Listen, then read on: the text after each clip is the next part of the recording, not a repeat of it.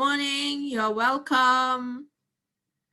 I hope today is a good day for everyone because it's TGIF.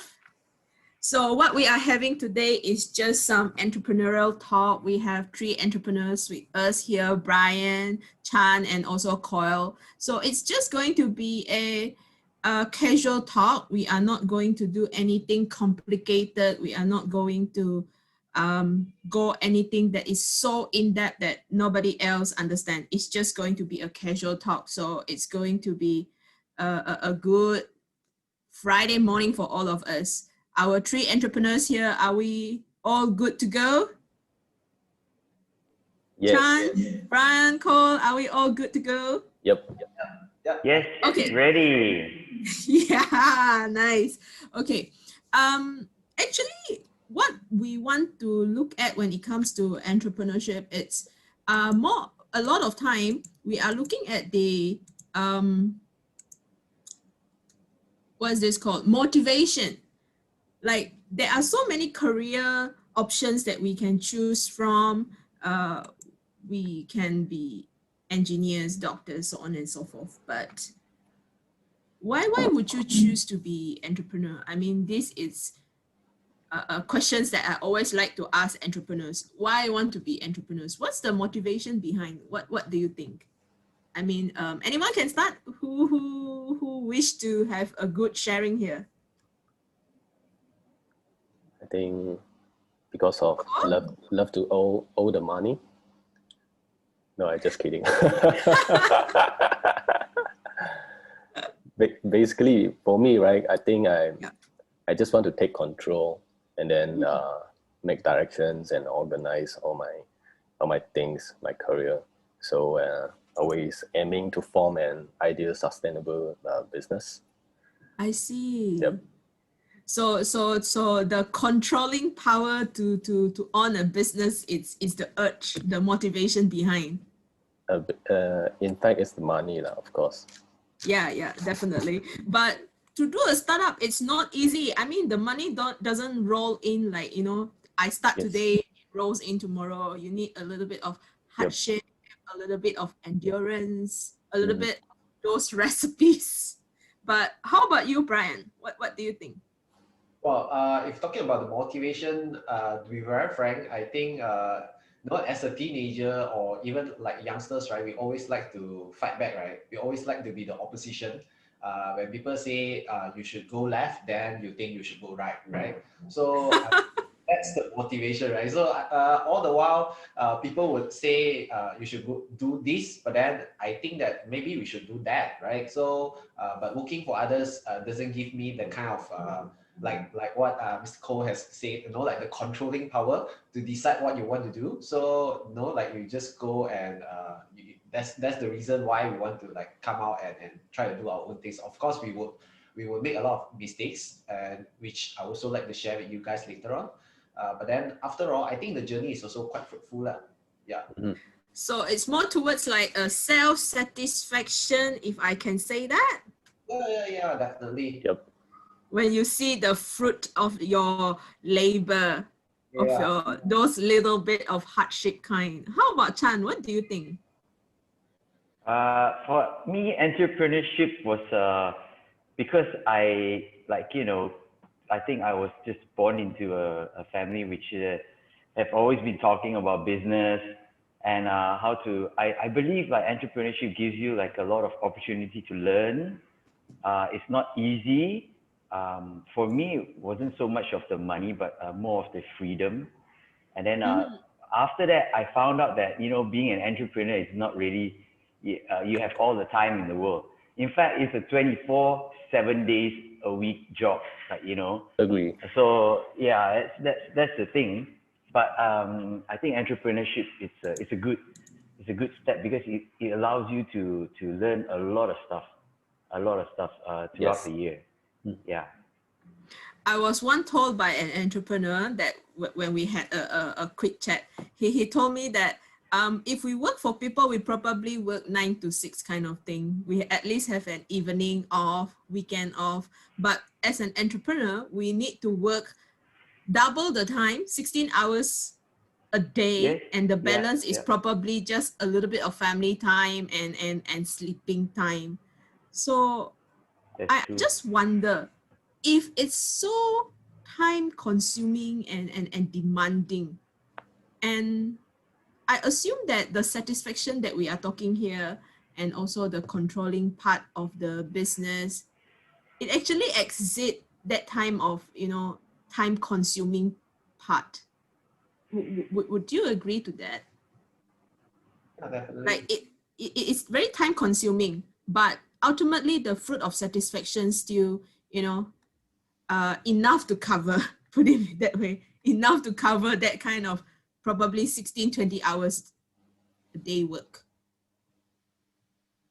Yeah, I mean, like, like there is a popular phrase saying that entrepreneurs are willing to work 80 hours a week to Yep. avoid working 40 hours a week, right? So that's Yep.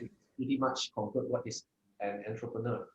And of course, if you are successful, definitely the result is fruitful. But what if you are not?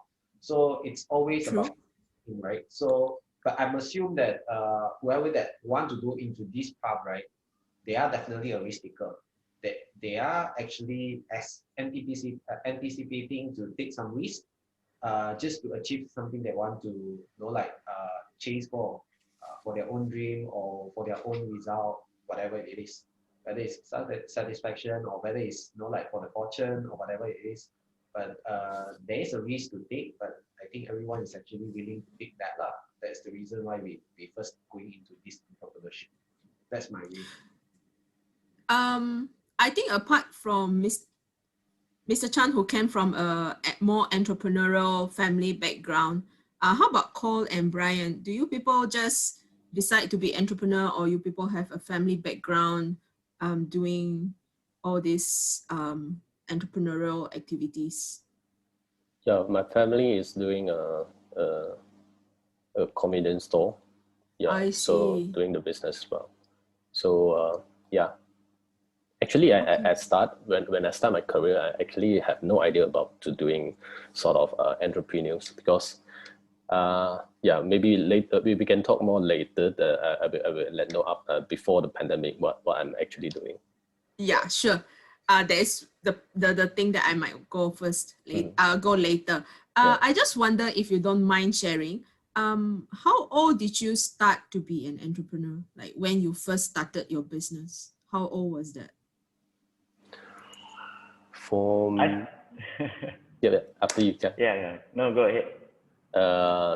I'm started on 2026. Wow, 26. pretty young. Mm. How about Chan? Did Chan started earlier? Yes, I started like when I was 16. I was just selling comics, like Wow. trying to buy the bicycle. So I was selling a lot of comics when I was 16. So did you make a good profit that time? I think so. I got a carbon bike. I got fishing rods. I got like dumbbells. So Okay, I think we have okay, not bad. we have a question here. That you are very industrious at 16 years old. So why did you think of doing that at 16? I do not know why. I think a lot of things it just happen, and being an entrepreneur, a lot of things will happen, good, down, ups, So a lot of things you can learn along the way. Just have to be resilient, like Brian said, you have to take some risk. Mm-hmm. That's it. That's the challenge. So at 16 years old, you were already taking that kind of risk, starting the risk till now. Nothing much to lose when you're 16. To me, when I was 16, I was still enjoying my school life, not knowing anything, very blur. You're the smart I one. mean, as no, definitely no. I mean, not as industrious as you, like thinking to sell comics and stuff. So it's really amazing. How about Brian? When did Brian you start your business? I think I'm the most junior one here because I started at 28. I It's kind of see. yeah, and this is my first entrepreneur. To be exact, this is my first like first time doing my own business lah. All this while I've been working for others. Yeah, so this is my first time venturing into my own business. So far, still surviving. Yeah, so not that experience as both guests over here lah. Yeah, like Mr. Ko and Steve. Not really. So Brian, you were working for people before, like you said, and you only start at 28. Yep. And okay, let me not use the word you feel that you came into the industry late or being an entrepreneur late, but as to maybe compare to those who are really trying at 21, 22, or even like Chan started at 16. I will not say it's late. I will not say it's late, but there are definitely more things that you probably need to catch up. And I relate this to the questions that we have in the chat box, that how do you, what do you actually think that if we started later as to compare to others, as we have so many things we want to catch up and all those kind of things. So what do you think about that, Brian? I think this question is more towards to you, because among all of us here, you started maybe a bit later. So Yeah. what do you think? Well, I think for now, right, a lot of that's what I observe, right. Right now, a lot of all these youngsters, even after they finish their schools, right, after they graduate, actually a lot of people right now they also want to go into the entrepreneurship. They want to start their own business. Of course, some is because of like glamorous. Some is because they want to take some challenges, and also some because they don't want to work for others, right. So actually, a lot of people they don't want to work for others, so that's why they want to work for themselves. And I have one staff previously that I actually interviewed, and she actually before joining us, she actually joined another company, and so happened that the company boss is also very young, and they are the first time doing business as well.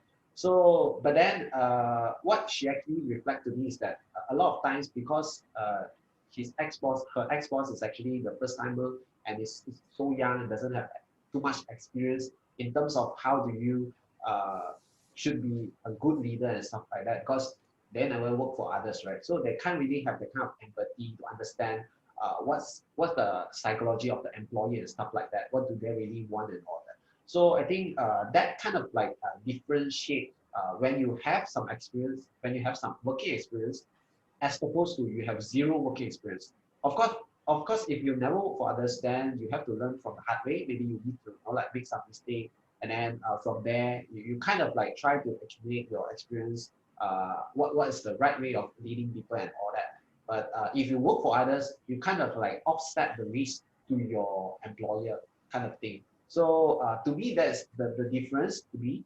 So if you ask me personally, I will also still encourage people to like at least you go out to get at least 1 to 2 years working experience prior to starting your own business, because like one quick way or we always say that there is no shortcut in learning, but then in this context, right, maybe one of the shortcut is you can actually learn from your boss first.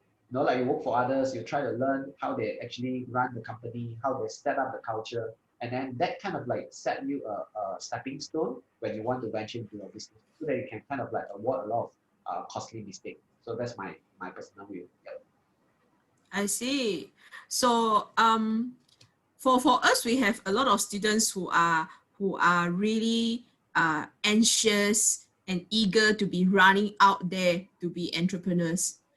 Speaking of motivation, is always saying that I do not wish to work for people, but they will face setbacks if they do not have enough experience per se. So what would you advise to them if they still insist of going up without experience? Really? From our three entrepreneurs. I mean, I think you have younger staff working with you. Some can be very entrepreneurial, some can be not. So what would you advise to young entrepreneurs, but they do not want to get, the working experience, they just want to try? Minus the fact that Chan started at 16, nothing to lose. But how about those graduated? No, I agree with Brian, because my mom actually made me to work outside. So I worked with a company like Tesco. I helped them set, we were the founding team, and we set up like 4 stores. And then we worked in a bank. I also worked in SMEDEC at the time, which is now part of SME Corp. So it's important, like what Brian said, to get experience outside first before you actually venture into doing things your own. So it's very, very important. That's a very good point, Brian, by the way. So the very ultimate advice from our entrepreneurs are still going out to work for at least 1-2 years and come and build your own. Yeah. Yes, absolutely. Yeah. I But worked what 5 if, years. yeah, wow, that's long. Brian, give them 1-2 years. You are giving them 5 years. Yeah, because doing a business is actually doing a business with humans. So I believe that it's not only to learn the experience and then the techniques or the site. So I think that how to be a right human, how to be a good to have a good attitude. Yeah, to deal with the humans. I mean, deal with the peoples. That's quite important. Staff, clients, everything. Yeah. How you deal with that. I mean, yeah. Brian? Yeah. So sorry, just to cut in a little bit. I think No, it's okay. yeah, COVID has been COVID is pretty much on point. So I think actually a lot of times we just need to go if doing business is if you just want to make money, right? There are tons of the ways to make money, right? Especially right now, you can do online business, e-commerce, and everything. You can actually hide behind the monitor and you can start making money like nobody business, right? But end of the day, when we try to differentiate between entrepreneur and business owner per se, right? It's like entrepreneur also try to grow people, right? You want to grow your team, you want to grow the people. It could be your team, it could be the relationship with your customers, it could be your relationship with your partners and all that. So that would start to involve the human bit of it, like what Cole has mentioned. It's actually that's the important thing. That's the value. I mean, making money, right? You can actually make money, you can lose money in one business. Whatever you make here or what, you can actually end it here only. You can't actually inherit into the next business. But what you can actually bring forward is actually the value, the learning that you gain, right? Especially how you actually deal with people, or how you actually train people, grow people. This relationship will actually follow you along the way. So I think that's the more valuable part to me. Yeah. I can see Chan is sharing on the chat box saying that leading the team correctly every day is not an easy task. Yeah. And what? So how do you manage the younger colleagues of yours or staff of yours? Do you take in those who are more entrepreneurial or they just don't mind to be worker and followers? Because I have students who prefer to join a more entrepreneurial firm, like a small startup. This is where they are able to learn a lot more as to compare to larger corporate, which may have more levels of hierarchies. So do you look into that perspective, like you want your colleagues to be more entrepreneurial, being able to give you a lot more ideas in the company? I always believe that everyone, is destined to do what they are, tasked to do in such a way. Like I have ambition, I want to be a football player, but I cannot be a football player, right?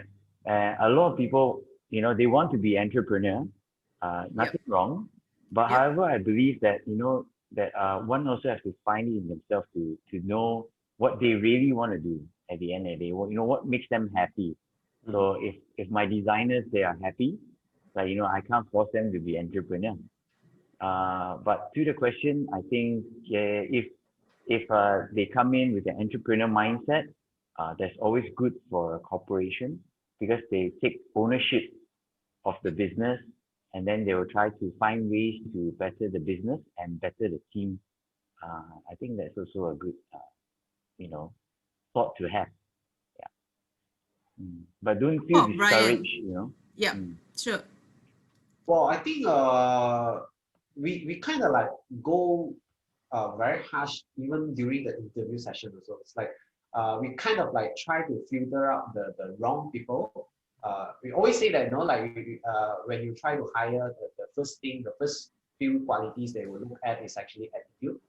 I think partly right, but then on the other hand, right now we focus a lot of mindset as well. Like, are you actually a growth mindset people, or are you actually a fixed mindset people, right? So if you are actually a fixed mindset people, you try to be spoon fed, you try to like take everything for granted and all that.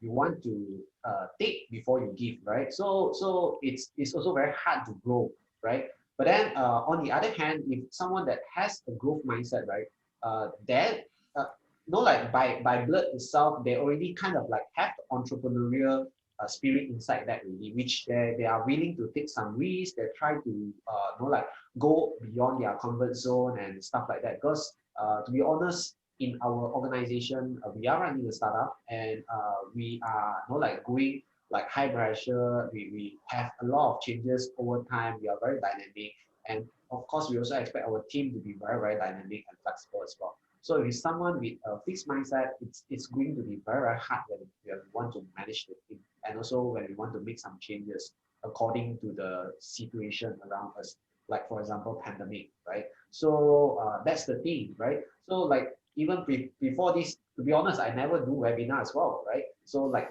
today, but because of pandemic, we need to do a lot of different things that we never done before. So that's something that out of our comfort zone. So if our team couldn't support that, then it's very, very hard. So I think we also need to look into that. So when we try to take people in, regardless of like the age, but of course, if you're talking about the younger generation, they are more willing to take risks because less commitment, right? Like 16 years old, nothing to lose, that kind of thing, right? So it's easier to make that step. But then if you have your family, you have your burden, you are married, then like they have to think twice, think thrice, then it's a bit hard lah. So that's how we see that. Of course, we also have some senior people who have a lot of experience, so that we can actually like be guided to the right direction and all that. So it's a mixture, but I definitely want to look into someone that has the growth mindset first. That's our priority. Yep. Yeah, good mindset, and then a good attitude as well. Yeah, kind of agree of Brian, what Brian say. So I will go moving towards the challenges part, which our participants are also eager to know. I will not call them the main challenge, because I know that there is definitely few challenges, if not many. Okay, let us discuss, or we have a short, quick chat about challenges when you start up. Not until pandemic yet, when we start up. So Chan started at 16. So what was the challenges at 16? Let us look at different age phase. 16 was easy because I didn't have anybody to take care of, like, my team and all this, I just have to take care of myself. But I think once I started the business and slowly as the team grew, I think that's the main challenge. It's to make sure that the company is able to sustain through the good times and also through the bad times, that you have enough resources to go through what you need to go through. That's very, very important. And that takes time, because I didn't come with like a lot of wealth also. It's just a lot of wealth of wisdom being imparted to me from my parents. But other than that, it's always been most important. You have to take it one step at a time and slowly grow your company and get it ready. You know the one word that actually attract my attention when you first started saying 16 was easier. Then I was like, wow, that one will encourage a lot of our 16 years old to be joining, to be entrepreneurs and doing all the entrepreneurs activities, because you have already confirmed 16 was easier. Yeah, so as we age, it sounds like, more difficult with more things to consider, but 16 was easier. Yeah, absolutely. How about Cole? When you first started at 26, what was the few challenges that you faced? To collect the fund. Yeah. Usually we need the funds to run the business. So you need to balance up your mind. So if you can't get that amount of funds, So how do you overcome and how do you solve, arrange the staff, everything? Yeah. So after you get the fund, how do you utilize it in the correct way? This is one of the challenges as well. Yeah. Of course, my amount is not a big amount. It's a very, very small amount. Yeah. When I do my startup. Yeah. Like Brian, I think that was a challenge, where to get the fund, and when you get the fund, how do you utilize the fund? yes. Yeah. Sometimes they will overuse for a certain part. Yeah. So how do you manage? That's a very important part I as well. see. So would you like to share with us how did you get the funding? Is it I mean, if you don't mind sharing, like because now in our country we have a lot of the SME banks, or even small SME loans, even from the banks, or even some any government agency. Would you advise for our entrepreneurs to be taking all these loans, like the SME loans? Yeah, if you have if you are qualified to do that, why not? But I would suggest basically start with a family first. Yeah, I because see. the period that you that after you loan the money, you have to, from the bank, right, or Yes. any company, you have the date, then you have to pay back according to the date. So if families, so some give and take with you, right? Yeah. So when we start small, we definitely not really need to be taking loans from the banks or anything. Depending, Depends on the amount. But I'm saying, if we are starting small, nothing like so costly that will cost $500,000 or $1 million kind of thing. So you would advise that we start small with our families kind of thing. Yeah. Nice. How about Brian? What do you think?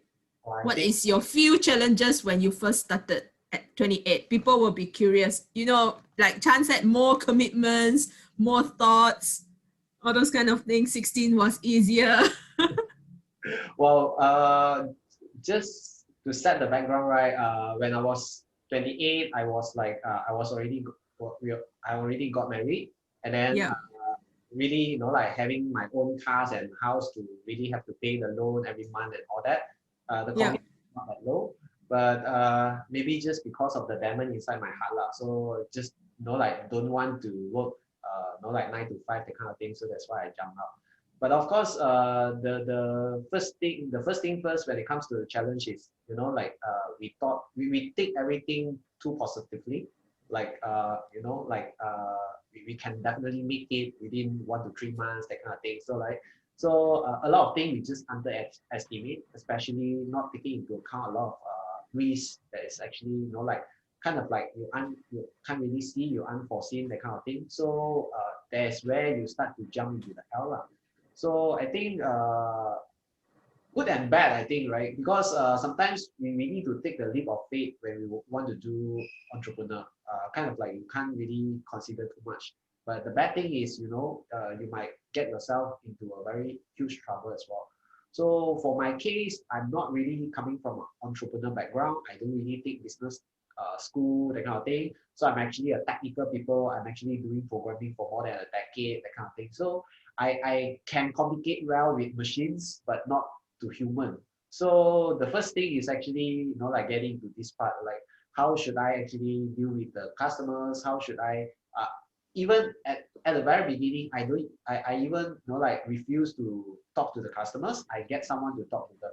So as a result, like I hired the wrong people, and then they kind of like screw me up, and then, like I need to clean all the mess lah after that, and for, like I have no choice, but I have to go out and speak to all these customers and kind of like deal with all these things. So to me, it's actually a very huge kind of like switch. Like I'm actually a technical people. I have to switch myself to someone who are very social, very business minded, that kind of thing. So to be more like inside out, I actually basically change myself. So that's the main challenge to me. But right now it's already is a history. But I think to me, that's also a very huge challenge to me. But one thing good is I have once a mentor told me one thing is that, you know, like for someone who is non-technical, if they want to switch to become a technical people, it's Mhm. very, very hard. But for technical people, if they want to switch to become a business people, marketing people, or non-technical people, it's going to be hard as well, but not as hard as the first one. So it's always good that if you are given a chance, you know, like to do a sales or do a marketing, do a pitch for technical people, I will encourage you to take the opportunity and try your best, so that you try yourself and see whether you know, like, do you feel good in doing that? Who knows, right? So maybe if you can do it well, then you kind of like you can, you know, like you can be a technical people, you can be a non-technical people. Basically, you're all rounded really. So that's the kind of journey that I actually went through. Mhm. Just now when you mentioned about mentorship, like having mentors, I would like to know, do three of our entrepreneurs here, you all have mentors before? Like there are people whom you call as mentors, helping, giving advice. Yeah, Yeah. I even Yeah. pay before. Yes, yeah, definitely mentorship. Yes, yes. Yeah. Mentorship is important. Mm-hmm. Okay, one thing that I have come to learn is entrepreneurs are people who really love sharing. They are not afraid of sharing their knowledge and wisdom. So, am I making a correct statement? Like, even to your mentors, they really love sharing with you, really guide you through. Well, I think generally every people would want to, you know, like by, you know, like naturally we also want to help each other, right? So I think Yeah. there's Mm. no wrong that we would want to share as well. It's just that sometimes we couldn't take for granted, right? I mean, like Mm. if a mentor willing to give you some, you know, like wise advice, that would be great. But then we can't expect them to, you know, like keep on doing on behalf of you, because you are the one that's running the business, right? Not them. So we have to kind of like balance it out, and also ask the right question is also very important. Just imagine like if you keep on asking your teacher some kind of like, not, I wouldn't say stupid question, but some no, like no brainer question, right? Then you know, like your lecturer or your teacher might also doesn't like it, right? So I think it's also a technique that you need to ask the right question, I think, for a mentor. Yep. So far, have you mentor anyone? Like the younger generations or even entrepreneurs, coming entrepreneurs? Mm. I think for me, because of my background is wedding photographer, so Yeah. definitely I have mentored some of the photographers. Yeah, Yeah. for entrepreneurs, so far not yet. I think after this session, people will be coming to you, call, asking you for advice Really? for even photography or how you start up a company and stuff. Yeah, for sure. Yeah, I have 15 years of wedding photography experience, so I have Wow. a lot of stories to tell. Wow. Would you like to share with us one story that is very significant and you remember it the most? Okay, I have a one assignment. It's a pre-wedding photo shoots, shooting in the Iceland. So the Iceland during that season is a winter season. So sunlight only have 3 hours. So and then it's keep raining. So I don't have. Imagine the client hired to the Iceland, and for the 3 day photo shoot, you only have three hours for the daylight, and then it's keep raining. You can't deliver photos. So can you imagine the pressure? So during that period, I keep searching for the good spot, and then I finally found out an iceberg, uh, just at the seaside. So I'm trying to climb out first, and then I see everything is good, it's safe. So I ask my couples climb out, and I take that for that shots. Yeah. So and then that shots helped me won at least 2 to 3 awards. Yeah. So that's one of the Wow, yeah, really interesting. amazing. I suddenly feel that how come being a photographer it's so risky, have to climb up the iceberg. During that period time, I'm Yeah. kind of artist, so I actually not really think too much. I'm just focusing how to create impactful photos during that period. Yeah. That is one of the entrepreneurial spirits that we are looking at, you know, really able to take risks even for just few photos like that. You're really willing to go all out, Yeah. which is really amazing. Yeah. Yeah. Yeah. After that shots, right? The whole days we only have that shots. Lucky the next days we have a sunny 3 hours. Lucky. It So was only 3 hours. 3 hours for winters. Yeah. Wow. But quite it's interesting. Yeah. To me, So it's not just interesting, it's really amazing. 3 hours for yeah. a sunlight and have to climb an iceberg. I mean, I don't know how many people are really willing to go all out to take photos like that, especially, I mean, for clients. Some photographers, no offense to all, but maybe just say that probably today we can't do it, but you really go all out Oh, to do it. because I have an aim, so I want to achieve more awards, I winnings. So see. till that, I already have 200 plus of award winnings. Wow. But that was a So part. so I would assume that anyone among our participants who are not married, include myself, can probably engage you one day. Hopefully, yeah. Hopefully, if I still I still have my cameras. I actually put my camera on aside for many months. Yeah, just for some commercial shooting on it for now. Yeah. Okay. Okay, we are still on the challenges aspects. So we have heard from all our entrepreneurs on how challenging it was to start up. But how about during the business itself, when you are running the business itself? Was it like was it more challenging as to compare to startup when you first start up? Anyone have any thoughts? Okay. I think maybe I also share a little bit. I think I took a slightly different path than like Cole and Mr. Chang that Mm, run the startup, right? So basically, if you're talking about a startup journey, it's basically coming out of nowhere. You need to start with an idea, and then you try to validate the idea. You're creating something that maybe the market doesn't have yet, and then you have to start to look for product market fit. Then once you validated your idea, you found that there is a customer willing to pay for that. Then maybe you want to grow it, you want to scale it. Then you start to look for funding. You need to pitch for investors and raise fund. And then following up after you raise the fund, you also need to really like optimize and utilize your funding and really the numbers grow, right? So to us, it's just kind of like this endless game that we keep on doing and doing.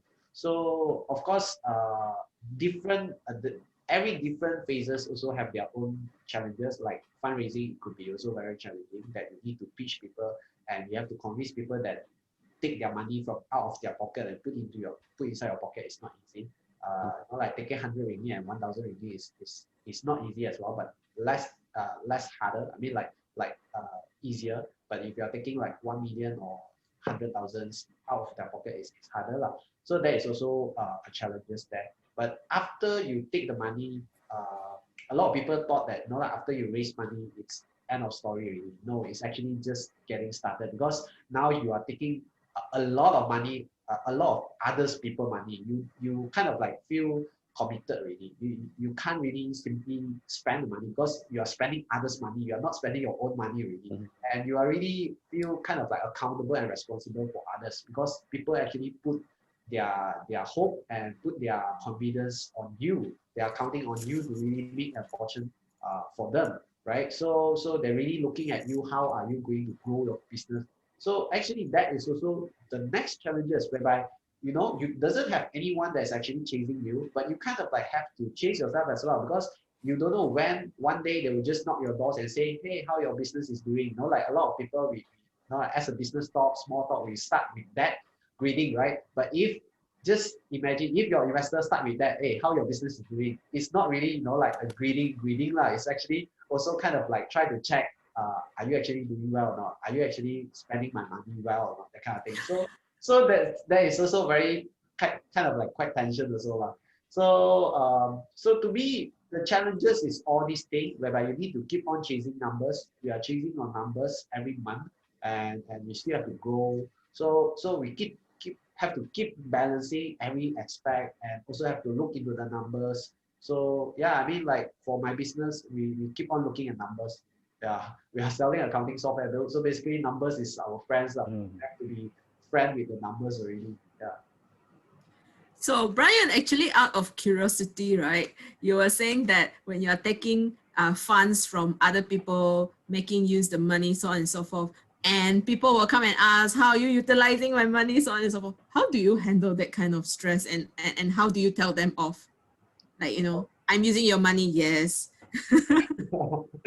Okay, well, I think I'm fortunate enough that, I mean, touch wood lah. So far, no, none of my investors really come to that obvious yet. I mean, like they might try to ask, you know, like softly, not really so direct.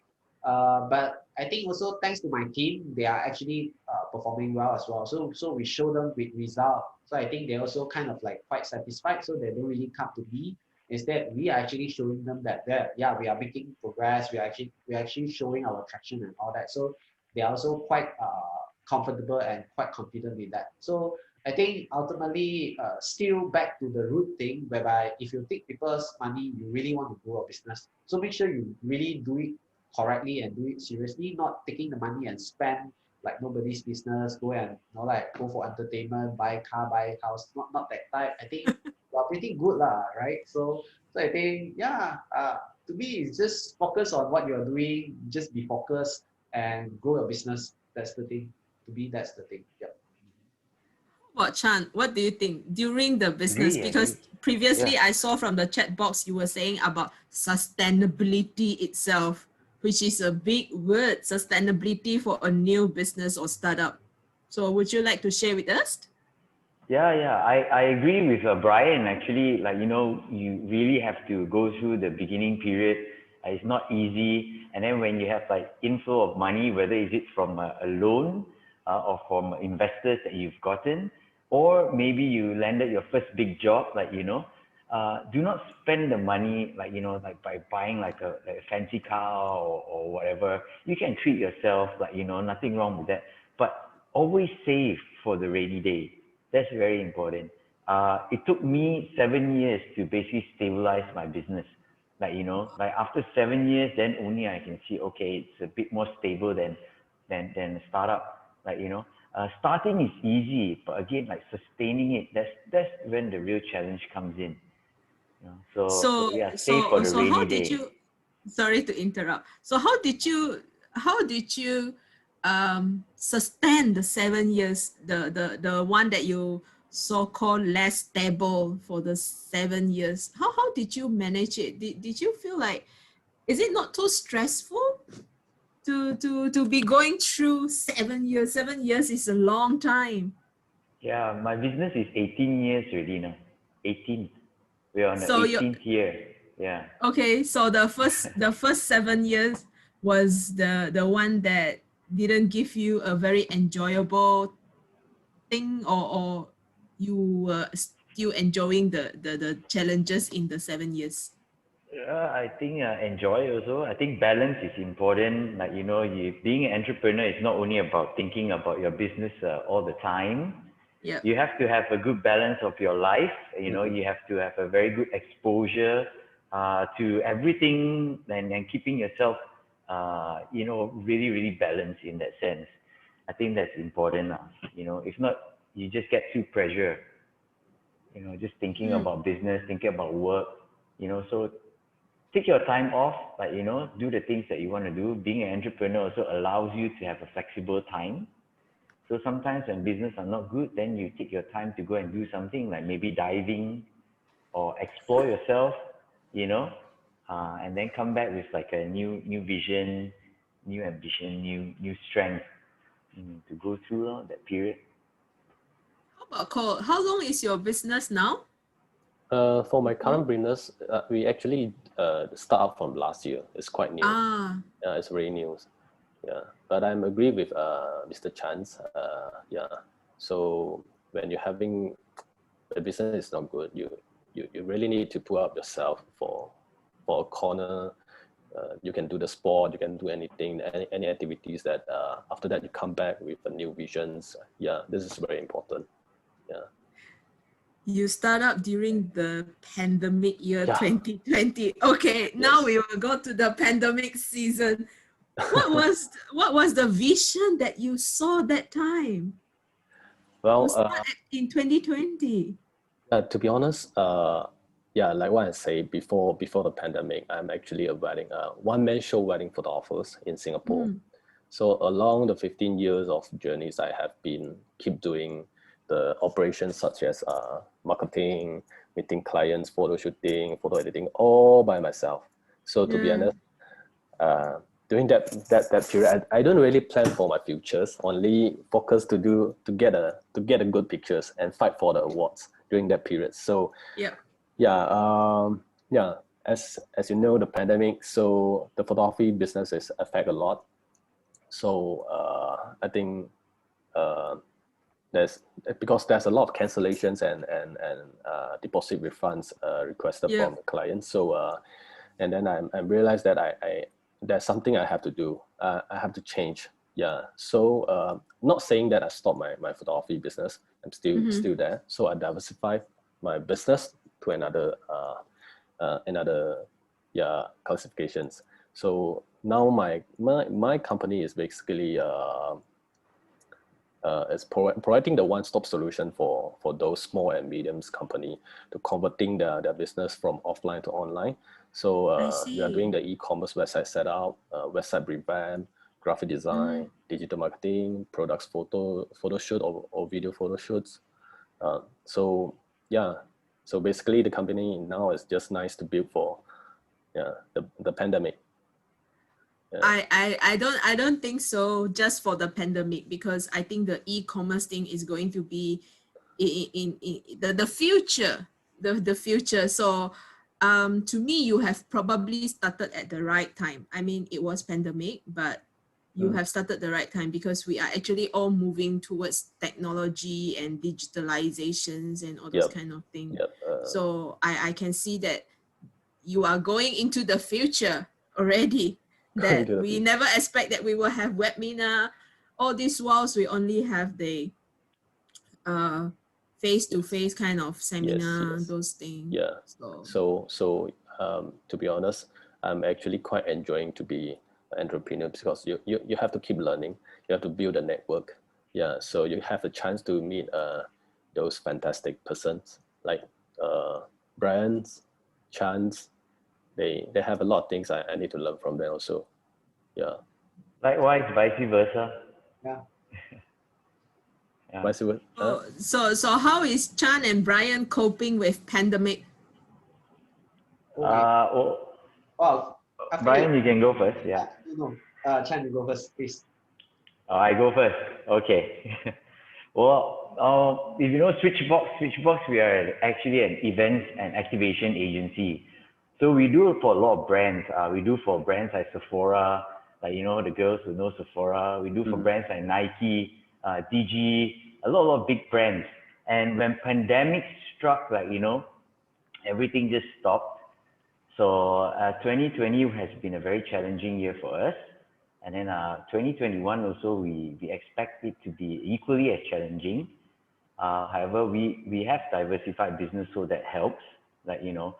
But again, like, yeah, you know, I'm not sure about like the new norm, like virtual and all this, you know. So I still believe that, you know, networking is always about seeing people. You know, being an entrepreneur, you really have to go out there. you really have to meet people, you really have to do networking, you know, and then that's really when you really can get business in that sense, right? Because who holds the money at the end of the day? You know, people. So I think networking is important. I hope you know times will improve, and then we will get to all the networking events and also the big parties that we throw, and then we get to see all these real people, you know, the real concerts and all this stuff. Yeah. So hopefully lah. Brian, how is pandemic treating you? Okay. For me, because we are running an accounting software, so Yeah.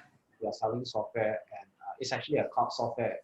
So to be honest, while pandemic is actually hitting a lot of SME, we kind of like taking benefit out of it. We kind of like enjoying the good effect that's actually coming from pandemic, because a lot of people, a lot of SME also starting to adopting digitalization and cloud technology because of the pandemic, because everyone need to work from home.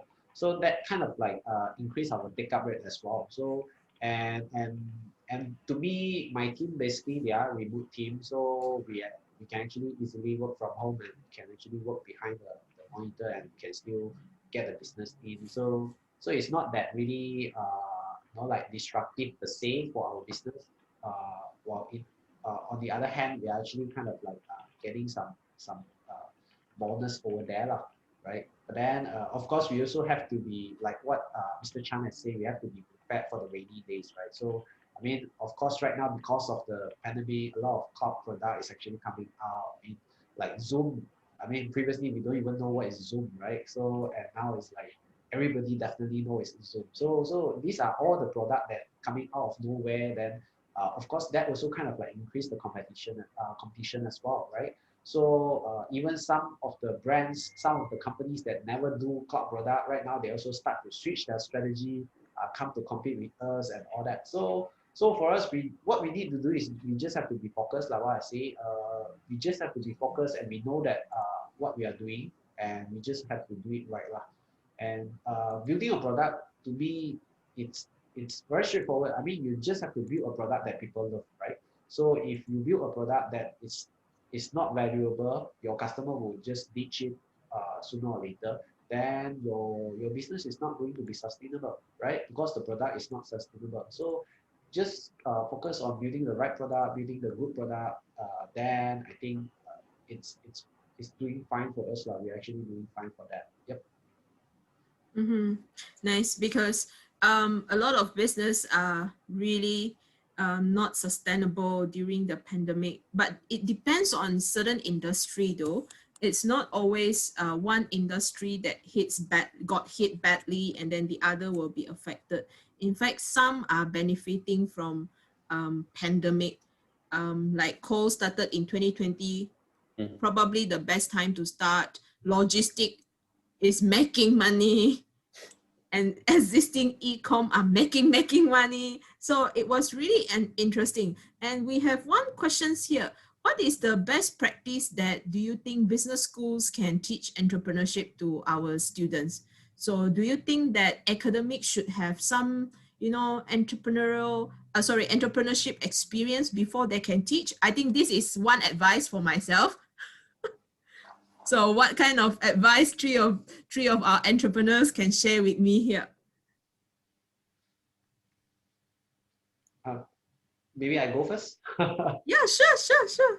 Okay. Well, I really believe in learning. I really believe in lifelong learning, right? So one thing that I actually always mention to my team as well is that a lot of people think that they once they're graduated, they can stop learning, they can stop studying, right? Because they don't have to go for exam and they no more exam anymore, no more assignments and all that.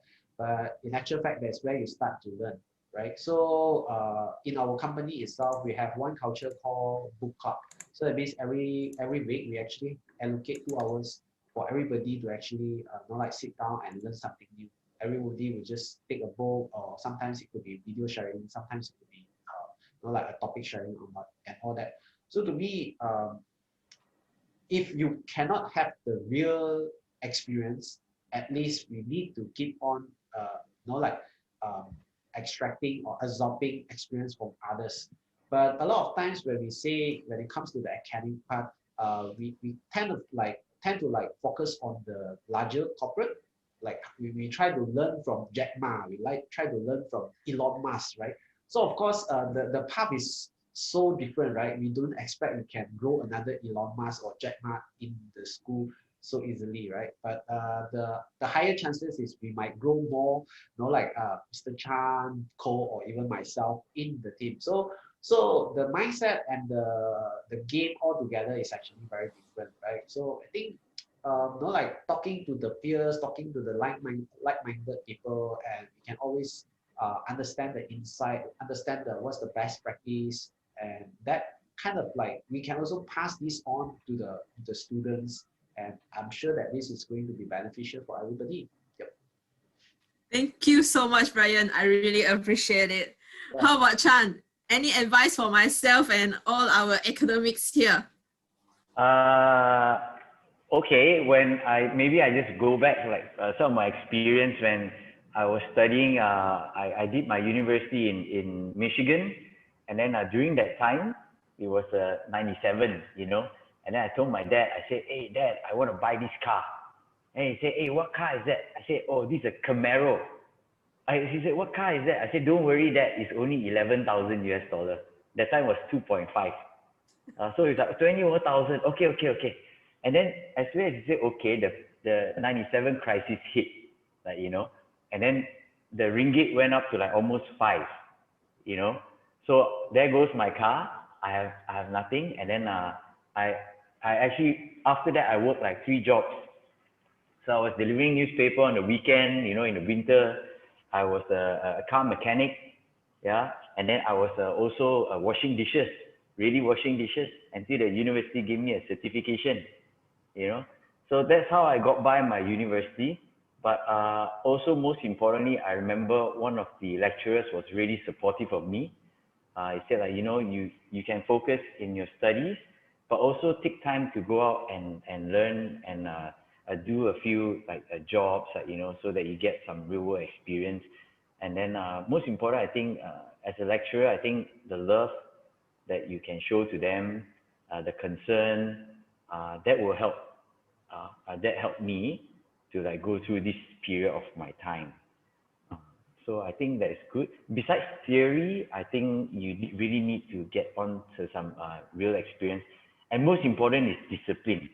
Yeah, you need to get them discipline. Let them know that it's important. Discipline is important. Delivering what you said, I think that's important. Thank you so much. Really appreciate it. How about Cole? Cole, who started last year the whole new business. What would the advice you would like to share with us academic?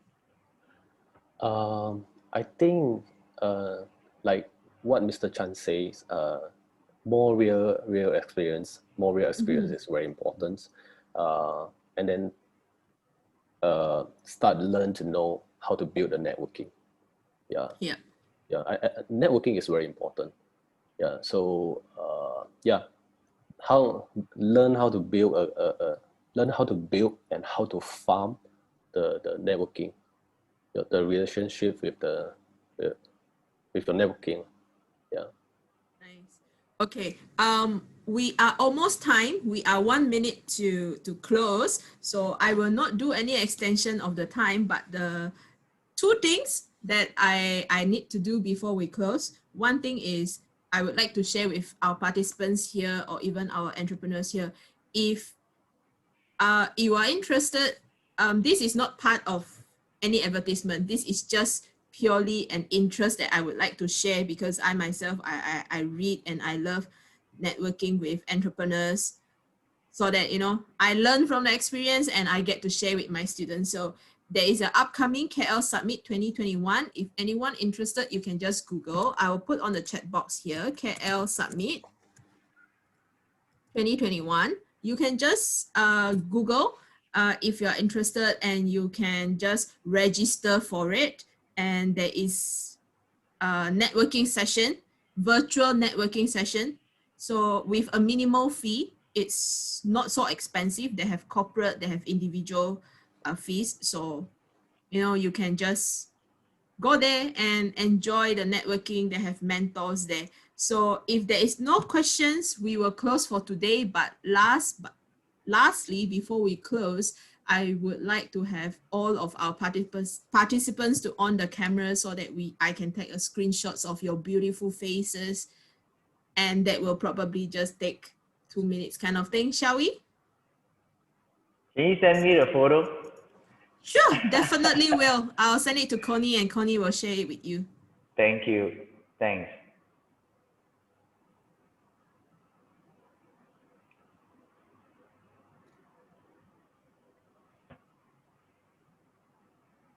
So can we have all our participants to have a camera on so that I can take a screenshot of your beautiful faces? Irma looking good. Hi Kaiser, looking good. Hi Prof Muslim, looking good. Hi Dr. Mani, hi Kelly. Hi Tiva, everyone is looking good. Hi Jasmine. Hi Dr. Ratnus. But Dr. Ratner's name is Jaya. I have no idea why this happened, how it happened, but my name is not Jaya, my name is Ratnes. But it appears that, yeah, I'm not sure why. You're Thanks, looking good too, Safira. Kyra. Thank you so much. Okay, can we have a beautiful smile? Okay, take one. Okay, another one. Okay, hold on to your smile.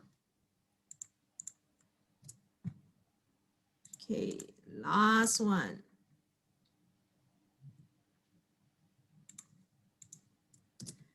Okay.